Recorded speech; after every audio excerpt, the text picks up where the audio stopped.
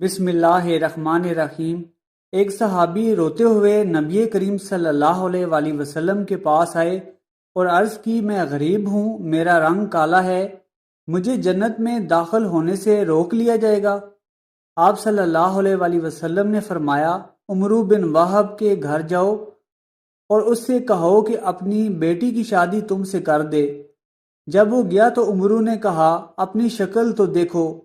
پھر وہ نبی کریم صلی اللہ علیہ وآلہ وسلم کے پاس آیا اور کہا، محترم ناظرین، یہ دلچسپ واقعہ سننے کے لیے ویڈیو کو شروع سے لے کر آخر تک دیکھیں۔ ایک صحابی آتے ہیں حضرت سعد دلمی، یا رسول اللہ، کیا میرا کالا رنگ مجھے جنت میں جانے سے روک دے گا؟ حضور پاک صلی اللہ علیہ وآلہ وسلم نے فرمایا، کیوں، کیا بات ہے؟ اگر تو ایمان والا ہے تو تجھے کون جنت میں جانے سے روک سکتا ہے؟ فرمایا، بات یہ ہے کہ میں غریب آدمی ہوں، میرا رنگ کالا ہے، میں بدصورت ہوں، لیکن میں بنو سلیم کے اشراف میں سے ہوں۔ بنو سلیم ایک قبیلہ تھا۔ اب بات یہ ہے کہ مجھے کوئی لڑکی نہیں دیتا، میرے کالے رنگ کی وجہ سے، میری غربت کی وجہ سے۔ آپ صلی اللہ علیہ وآلہ وسلم نے فرمایا کہ کیا آج عمرو بن وہب آئے ہیں؟ یہ مدینے کے چودھری تھے، بڑے مالدار تھے، بیٹی ان کی بہت خوبصورت تھی۔ کہا گیا کہ آج مجلس میں موجود نہیں۔ آپ صلی اللہ علیہ وآلہ وسلم نے فرمایا، جا عمرو سے کہو کہ اپنی لڑکی تیرے نکاح میں دے دے۔ ساتھ جا کر دروازے پر پہنچے، سلام کیا۔ کون سے بڑے گھر ہوتے تھے، ایک کمرہ ہوتا تھا، چھوٹا سا صحن تھا۔ دروازے پر دستک دی، باہر نکلے، بھائی کیا ہوا؟ کہا کہ میں اللہ کے رسول کا قاصد ہوں، میں اپنے لیے تیرے پاس تیری بیٹی کا رشتہ لے کر آیا ہوں۔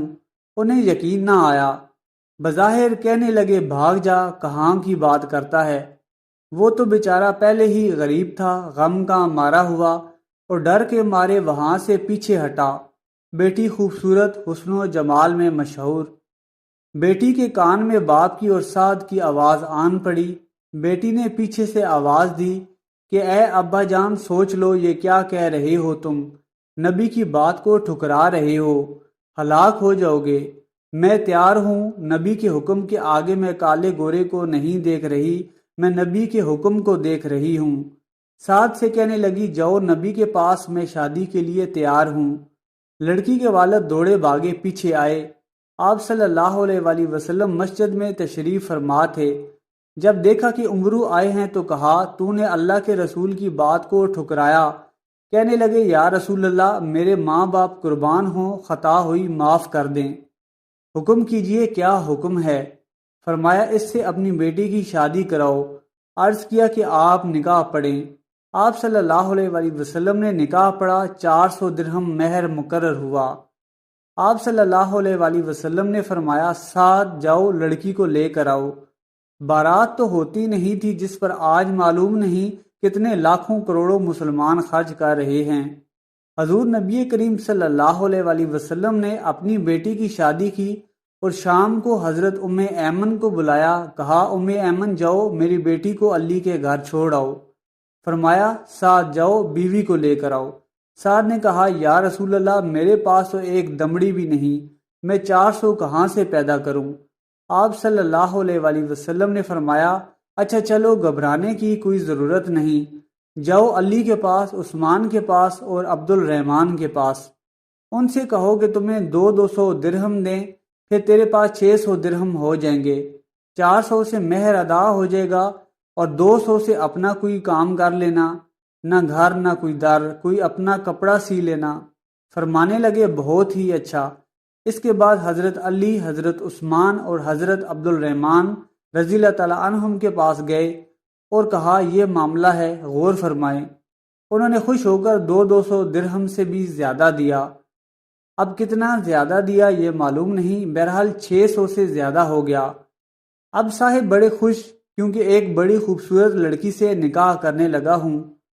اس کے جذبات کو صرف وہی سمجھ سکتا ہے جس پر خود گزری ہو، اور بڑی خوشی سے کہنے لگے، لڑکی لینے تو میں بعد میں جاؤں گا، پہلے بازار سے کچھ سودا تو خرید لوں۔ 400 تو مہر میں گیا، باقی کا کیا کروں؟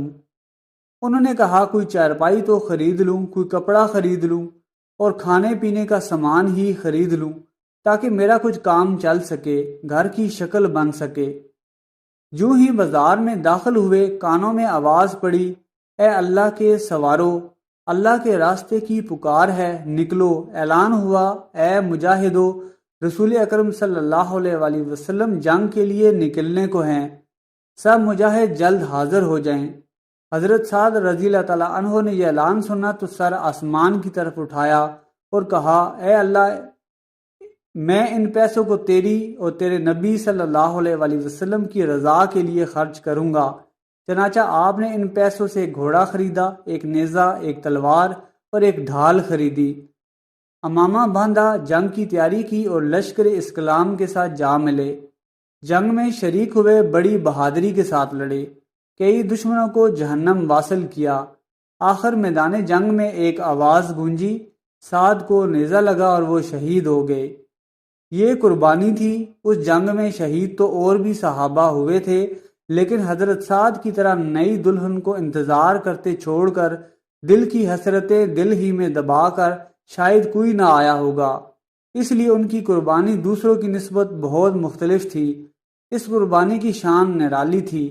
اس عظیم قربانی پر انہیں انعام کیا ملا، ذرا غور سے سنیے۔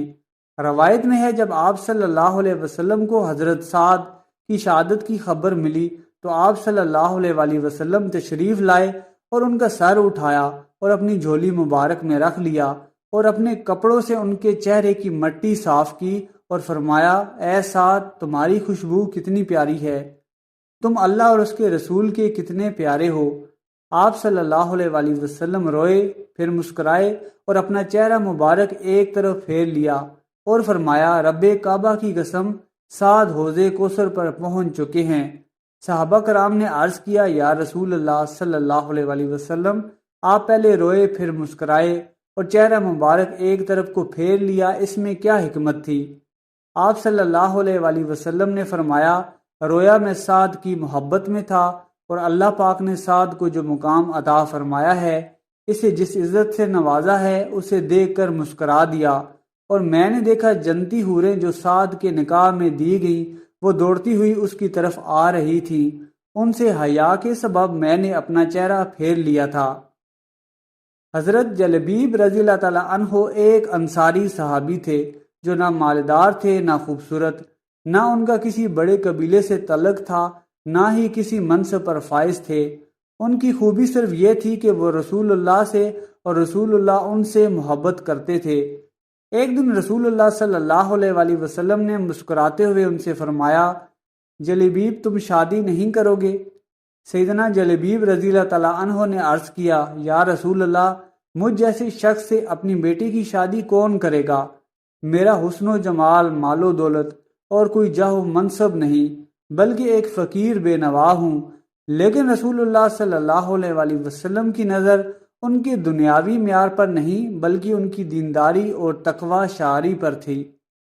آپ صلی اللہ علیہ وآلہ وسلم نے ان کی مایوسی کو خوشی میں تبدیل کرتے ہوئے فرمایا، جلبیب، تم فکر نہ کرو، تمہاری شادی میں خود کروں گا، تم اللہ کے نزدیک بے قیمت نہیں ہو، تمہاری وہاں بڑی قدر و منزلت ہے۔ چنانچہ رسول اللہ صلی اللہ علیہ وآلہ وسلم نے ایک دن ان سے فرمایا، جلبیب، تم فلاں انصاری کے گھر جاؤ، اسے میرا سلام کہو اور اسے پیغام دو کہ وہ اپنی بیٹی کی شادی تجھ سے کر دے۔ سیدنا جلبیب رضی اللہ تعالیٰ عنہ خوشی خوشی اس انصاری کے گھر پہنچ جاتے ہیں، دروازے پر دستک دی، اہل خانہ پوچھتے ہیں، تم کون ہو؟ سیدنا جلبیب نے جواباً عرض کیا، رسول اللہ صلی اللہ علیہ وآلہ وسلم نے آپ لوگوں کو سلام بھیجا ہے۔ یہ سن کر انصاری صحابی خوشی سے پھولے نہ سمائے تھے کہ رسول اللہ صلی اللہ علیہ وآلہ وسلم نے سلام بھیجا ہے، یہ تو میرے لیے خوش قسمتی کی بات ہے۔ پورے گھر میں خوشی کی لہر دوڑ گئی۔ اس خوشی میں سیدنا جلبیب رضی اللہ تعالیٰ عنہ کو اپنے گھر لے جاتے ہیں۔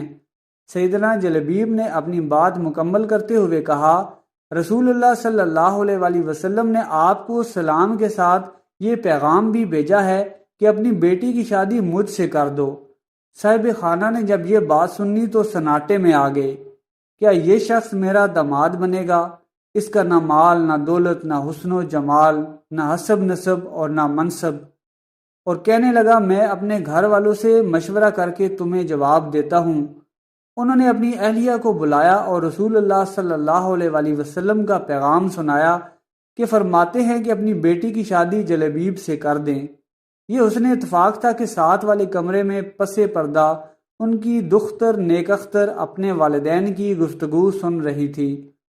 انصاری کی بیوی نے کہا ہم اپنی بیٹی کی شادی جلبیب سے کیسے کر دیں جبکہ وہ خوبصورت بھی نہیں، مال و دولت کی ریل پیل بھی نہیں، بڑا خاندان بھی نہیں اور کسی منصب پر بھی فائز نہیں۔